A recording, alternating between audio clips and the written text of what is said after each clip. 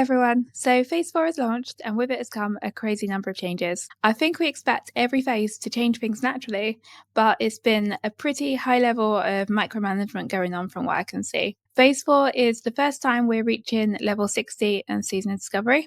It's been long awaited and probably half of you watching this have already made it.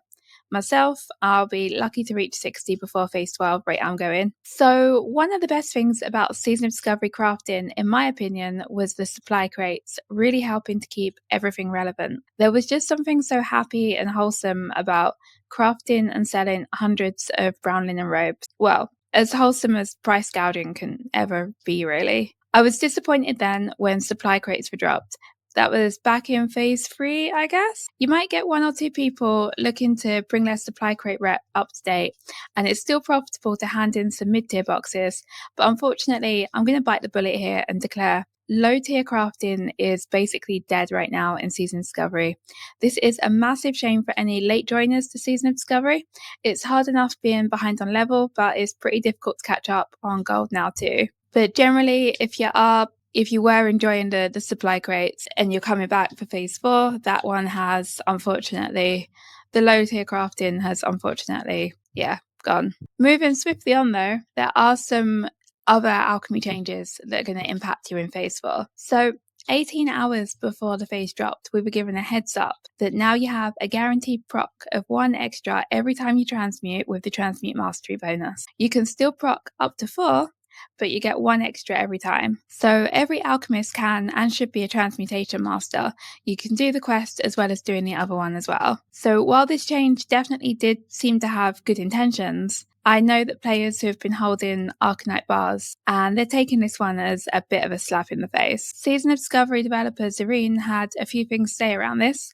I'm not going to read his tweets out, but I'll pop them on the screen briefly, so you can pause and just read this if you really want to. But basically, he is saying that the logic around the change is that players will need more, so they want more to be available. Personally, I think the tweets sort of skip over the valid point that's been made, that it's the players who actually stayed throughout phase 3 and transmuted each day in preparation for phase 4 who have been hurt with this one. Those guys were actually prepared for phase 4 demand, and now that time investment has been invalidated somewhat. This change does also impact other consumables you can craft. However, they are generally a lot less contentious since the sales window is a little bit wider and they're not on a daily cooldown. Next up then, Alchemy Recipe acquisition. It was announced on the Season of Discovery preview video that there would be a brand new dungeon currency, Tarnished Undermine Real. So when you're in a dungeon for most non-rare bosses over level 55, once per day per boss you get one of these, and you can use these to make some purchases. Now this vendor is called Pixies66, and he's found in Booty Bay, next to the Lost and Found vendor. For alchemists, the biggest purchase here is going to be your flask recipes. You can buy your recipe of Flask of Petrification, Flask of the Titans, Flask of Distilled Wisdom, Flask of Supreme Power, and Flask of Chromatic Resistance. These cost 50 Tarnished Undermine Reals each. So I hope you didn't buy your recipe in the last phase for a lot of gold. And equally, I hope if you had one of those recipes, you looted it, that you sold it on. It is unexpected that they've put these recipes here. They usually change hands for a lot of gold, so maybe that's why it's been done. While you are at this vendor, you'll also see the damaged Undermine supply crates. A few of these have been opened now and they contain a mixture of trade goods. We haven't got all of the data yet for everything that they could contain, but you're seeing some arcane crystals, you're seeing a lot of Winterfall firewater, some Devil's Soul leather, Greater Eternal essences, just that kind of thing. One more catch here is the tailoring pattern.